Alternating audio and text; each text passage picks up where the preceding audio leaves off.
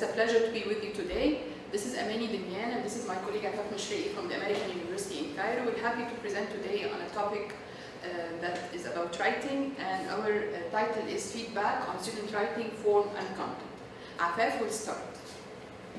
Okay, good morning everybody. Let me start by giving you a very general literature review on the topic. Okay, I need to start by saying that writing researchers and teachers seem to have a love-hate relationship with the issue of teacher feedback on student writing. Okay, which means that giving feedback and correcting and all that is very time-consuming and it's very tiresome and everything, yet we feel obliged to do it all the time because that's in the interest of our student. And we always ask ourselves, is that right? Is that wrong? Should I give more feedback or less feedback? Which is more beneficial than the other? What kind of feedback should I give? And so on. So there's always a tension in this kind of issue. Okay, the grammar correction debate in particular, okay, whether we correct grammar or not, whether we focus on form or just content or not, this debate started in the early 1980s but got very heated in the 1990s. Some people had doubts about teacher feedback, like Knoblauch and Brannan, 1981, Hillox, 1986, Lecky, 1990. They all had doubts about teacher feedback. But above all, Truscott in 1996, in the case against grammar correction in L2 writing classes, took the position that error correction is harmful and should be abandoned. All right, error correction, whether we call it grammar correction or form correction. All right, Lecky 1990 also stated that written comments are time-consuming, but teachers continue to write comments on student papers because we sense that our comments help writers improve. Although it is very difficult, it takes so much time and so much effort, and we get bored of it sometimes, yet we keep doing it all the time because we believe that this is beneficial for our students. The other side of the debate insisted that it was indeed beneficial and that it did lead to learning and improvement. So one side said it's harmful, we should not do it. The other side said it's beneficial and we need to continue doing it. Faris in 1998, 1999, and 2004 refuted Truscott's strong stance and asserted the need for further, more focused studies to examine the benefit of error corrections. So she was on the other side of the debate, and she is advocating more research, and that's what prompted us to do our research for today. Bichner et al. 2005 and Bichner 2008, and Ellis et al. 2008 found a positive impact of written feedback on accuracy of writing, new pieces, and evidence of retention. So that's the positive side. Lewin et al. 2009, Inseke and Dollar 2011 found that language learners are in favor of error correction and believed it was useful in language learning. Our learners, our students themselves, want and solicit and would like us to give them feedback. They're not very happy when they don't get any feedback on their writing, and they are at a loss what to do in order to improve their essays. Burson 2009, however, warned against focusing so much on error correction that we lose sight of language development in discourse writing. All right, so corrections in and of themselves should not be totally focused on because there's something much bigger, which is discourse, which is the whole thing, rather than just one error at a time, because after all, writing is more discourse than just bits and pieces. What is now the focus of teacher feedback? In the past, over the past 2 decades, we shifted from being form-focused, and focused only on grammar and structure and so on, to providing feedback on a broad range of issues in a multiple draft response and revision writing cycle. So it's no longer the final product that we are focused on. It's no longer the individual or separate errors that we focus on. It's not just grammar, but so many things. And it's not just the final product, but the process. the writing, revising, rewriting, and so on and so forth. It's a cycle. Some teachers have been trained not to give feedback on local issues such as grammar or word choice and mechanics on the first draft, but discuss only meaning and content. So read the essay. Some teachers were trained this way. Read the essay first for its content and organization, and then after all the drafts are written, then at the end you can focus on grammar, on mechanics, and on word choices and forms and so on. Okay?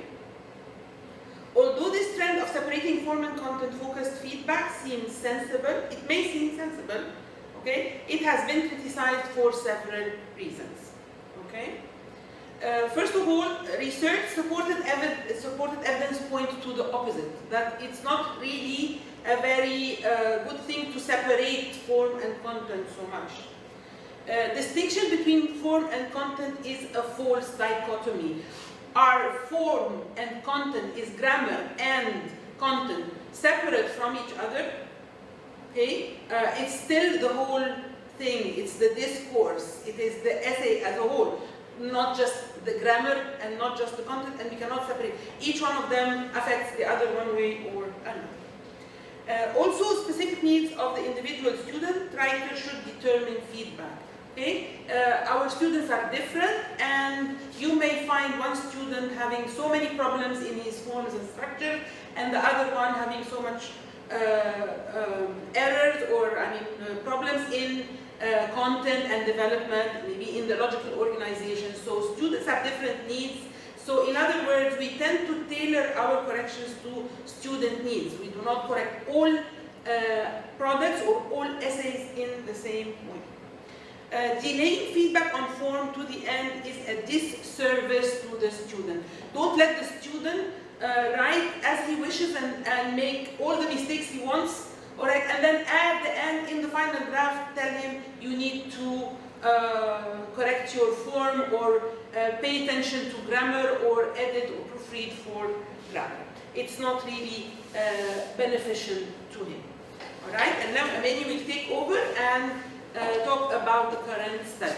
Okay, now we did a study with our population here at AUC, our students, and the current study, it was a replication of a study by Pavman and Wade in 1990, which investigated the link between teachers' feedback and students' revision. Okay, now the research questions that were asked by Wade in 1990 revolved around how effective is the teacher feedback that focuses on form on the student's revision? And another question is how effective the teacher's feedback that focuses on content in improving the student's revisions or writing or drafts? And when should teachers provide feedback that focuses on form versus content? The point that Afaf was just talking about. So we had a number of hypotheses. Feedback on essay form, that's grammar, and content has positive impact on the student's revision. Okay. It is necessary. The type of feedback received affects the kind of revisions students make to their essays. So the kind of feedback that I give my students will help or not help in providing a better or a worse draft. And our subjects, as I said, were our students in the English Language Institute at AUC, 99 first-year students. This 99 were taken from two groups. The first group was 48 IEP students. This is the intensive English program where students take only English for 5 hours. The second group was 51 English 0 to 10 students. This is a semi-freshman course where students take English for 3 hours every day and another 2 courses. And placement, they were placed in the programs, either intensive English program or the English 0 to 10 according to their IELTS or their TOEFL placement exam. Okay, they were mostly Egyptian, and each group in turn consisted of 4 classes. So each group, the IEP group and the English 0 to 10 group, consisted of 4 classes. Each of the 4 classes was given a different treatment. The research design, all students wrote in-class essay on a certain topic. Each of the 4 classes in each group was given a certain kind of feedback. Either no feedback at all, or feedback on content, or feedback on form, or feedback on both content and form. These are the 4 treatments that were given to each of the 2 groups. Okay, the same rubric was used by all graders, and all graders were experienced teachers in the Department of English Language Instruction, and they gave one from 1 to 5, a grade from 1 to 5 to grammar and content. 1 is very poor and 5 is the excellent score. Okay, as I said, all the teachers involved were experienced with many years of experienced reading and writing, and we also established inter-rater reliability through norming sessions. After the receiving feedback on the first draft, students were asked to rewrite their essay again in class, and we used the same rubric to correct the essays. Okay, the first and second drafts were scored on grammar and on content. Okay, the data analysis, the mean scores of both content and grammar for the first draft and the second draft were calculated and were subjected to t-test in order to find how significant the differences were. Okay, the results. We'll discuss the results. Okay, results of the data analysis.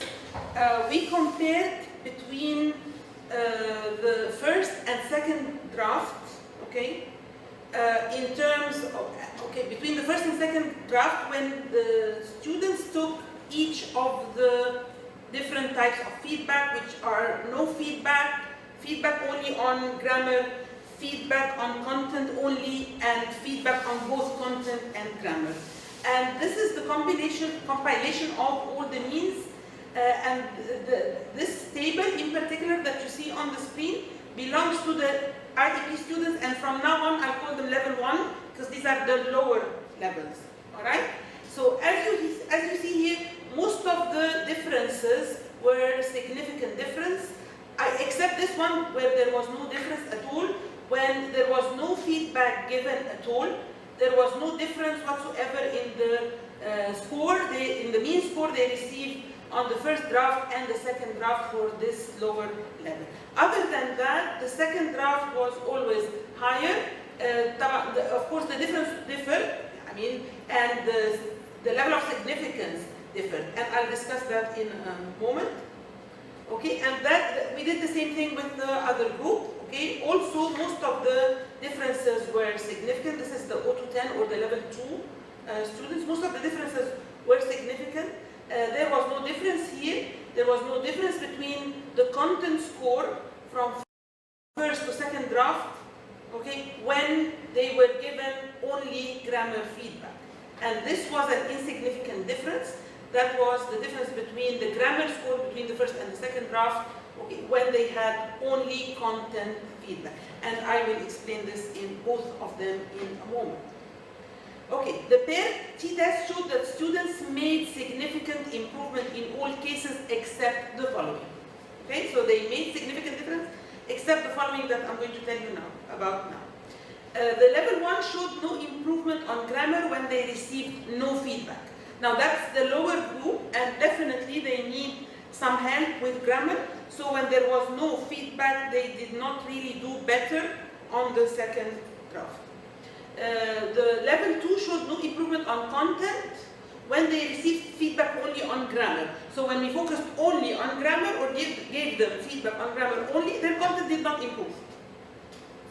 The level 2 also showed an insignificant improvement on grammar when they received feedback only on content. So when we focused only on content, they did not really improve in grammar. The level 1 showed the most significant improvement on content when they received feedback on, and these are sorted out by how big the difference was. So they showed the most significant improvement on content when they received feedback on content and grammar. That was the highest difference, followed by only feedback on grammar, and then only feedback on content, and then no feedback. All right? So when they received feedback on both, they did much better in terms of content.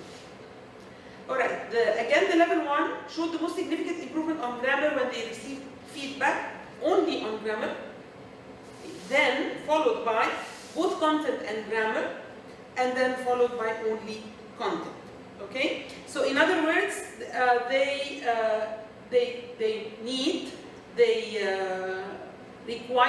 they want this feedback on grammar in order to do better because they're still taking their first steps in terms of grammar. Also, when you give feedback on both content and grammar, it makes a big difference, but not as much as that on grammar. Alright, the level 2 showed the most significant improvement on content when they received feedback on only content and both content and grammar. So they did much better in content when the feedback was on content only, or when it was on both. Followed by no feedback. In other words, rewriting or revising or a second draft is always better, even if there is no feedback, so that's something about to tell us something. The level 2 showed the most significant improvement on grammar when they received no feedback. So when you ask them to rewrite, they still try to correct their mistakes. Followed by only grammar. So when you give them feedback on grammar, they do better on grammar. And then both grammar and content. Alright, we also calculated the percentage of students within each group receiving higher, the same or lower score on the second draft than on the first draft. Okay? This is the table for the level 1 group.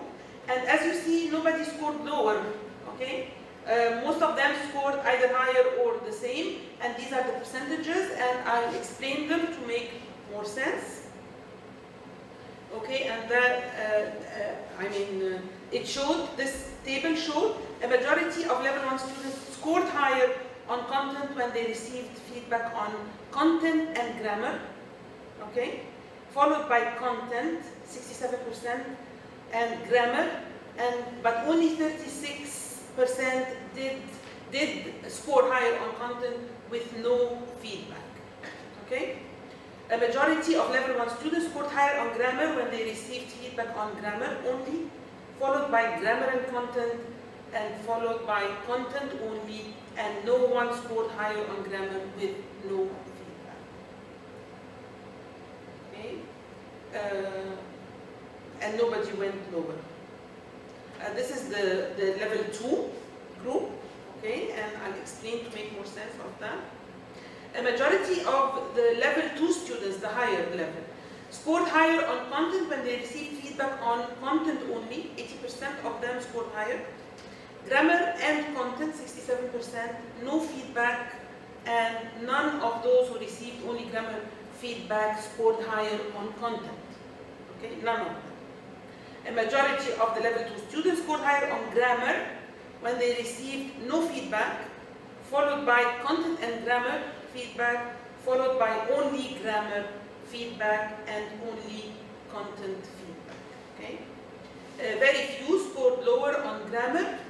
The feedback they got was only on content or both content and grammar. When they scored lower, they just got either content only or both content and grammar. Very few of them did that. Amani? Okay, now the discussion and the conclusions. In general, feedback helped produce better writers than no feedback, luckily. The great majority showed improvements and a very small minority went down. Okay, this indicates that feedback on the first draft is very important. Okay, the insignificant results showed that lack of feedback did not help students improve. The fourth treatment, which is feedback on both content and grammar, had positive impact on both content and grammar scores of the second draft for both groups. In other words, there is no harm done when providing both simultaneously. We don't have to provide content first, then form, then grammar. We can give both at the same time, and students can program. They can deal with the information we give on the feedback. Grammar feedback was very effective in producing better grammar in the second draft, especially with the level 1 students who are lower English proficiency, so they need the teaching, they need the grammar teaching. Pointing out grammar errors, and you don't have to correct the error for them, just point out that this is a mistake and they can do the correction themselves, and by time they will internalize the correct form. While grammar feedback was more effective in level 1 than level 2, content feedback was clearly effective for both levels, because one scored 67% of this group and 80% of this group did better, gave better content when they received feedback on content. Students in level 2, 64% of them, and to some extent in level 1, 36%, improve their content in their rewrites even with no feedback, which, as Afaf said, the mere rewriting, the process of looking again at your draft and trying to give a better draft helps even if they get no feedback. Okay, general comments on content can help while rewriting, especially when they are encouraging. So when you are giving comments on content, try to be encouraging, to motivate the students to look for better ideas, to develop their ideas, to give examples and so on. And also give them the freedom, don't impose your ideas on them. Give them the freedom to look for their own ideas, to develop their own ideas, and don't dictate them what to write. The teacher is the best judge of which type of feedback to give and on which draft, so it is your decision that to give content or form or both, and this depends on how many drafts you're asking the students to produce, and also the topic that you're writing on, and the level of the students and their needs. Okay, the general conclusions that we came up with after this study. Recent investigations that have taken place in multiple drafts or the process writing are very really confirm that it is very important to give feedback to students. It is not in vain. Students themselves feel that the teacher feedback is very valuable and they ask for it. If you don't give it, they ask for it and they insist on having it. The linguistic deficits of students are real and they are substantial, and it is critical for instructors to deal with them. We cannot just say, no feedback will, the mere rewriting will help, or they're going to write a new essay. No, work on this essay, make it better in multiple drafts, and the process is more important than the product.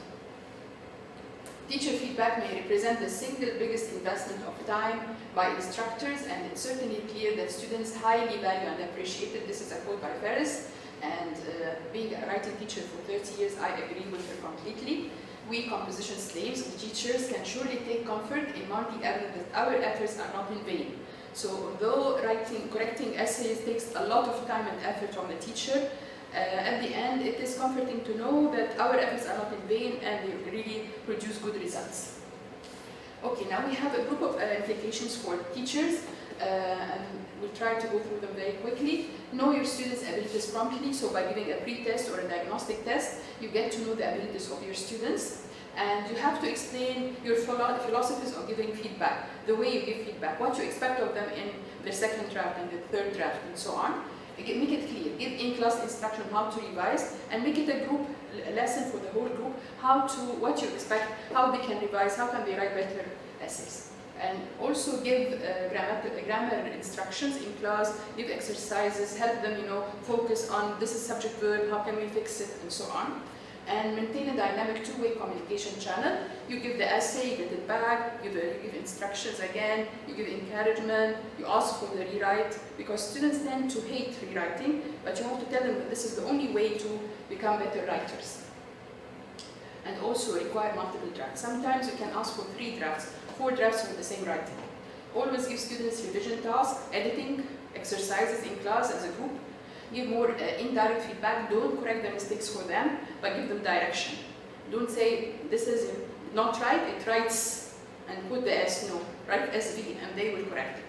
And always ask questions. Is this right? Can you say more? What is it? Can you give an example? So give direction, but don't, and ask questions, but don't dictate what you want them to say, and let them think for themselves. Also provide formative rather than summative evaluations. Give feedback that is detailed, not a grade and that's it. Vary your feedback according to the type of error. Don't give the same kind of feedback and try to vary it according to the mistake. And also don't just correct 10 mistakes on the page. Choose the most serious ones, 2 or 3, and focus on them. And maybe in the second essay you can focus on the others, and so on. Okay, use course rubrics, and that's a very important thing because it's like a contract between you and the student. Okay, they know where they are, what they're supposed to do, what you're looking for. It's a common ground between you and the students. The rubrics may be set by your department, or you may even make a very simple rubric with your student, in consultation with your student, and they can benefit a lot by designing a rubric with you and agreeing upon it. Give yourself enough time evaluating students' papers. Don't rush into evaluating them. Take your time. It won't harm if you are 1 or 2 days late giving them their writing back, as long as you take your time and give more meaningful feedback. Read entire paper first before you write marginal comments. It's a good thing to look at the product as a whole product before you start picking on certain things or directing students towards certain errors or weaknesses. Grade revised draft separately, but keep all students' drafts in a folder for comparison. Drafts show you the improvement and show you the effort and show you what was done to improve the essay or any writing. Return papers during class, not at the end. Give time for the students to look at their papers and the corrections or the feedback and the comments, so that they can ask you questions, so that they can digest what is written, not just give it at the end of class and they take it home and maybe sometimes even forget about it. Give students in-class time to revise after receiving feedback. That's a good thing. It's not a waste of time. If you give them some time to try to figure out what their errors are or what they need to do, even if not, even if you don't want to give them the time to do the whole thing. Hold students accountable for considering and utilizing feedback. They are responsible for implementing your suggestions, or they're free to implement them whatever way you like, but they are responsible for taking them into consideration and trying to make good use of them. Give students freedom not to follow all your suggestions, especially in content and organization. They may reorganize or change content as much as they want. And that's all, and these are our references. Thank you very much for listening or attending our session, and we hope that next time we'll be able to meet you in person. Email addresses. Okay, our email addresses, let me,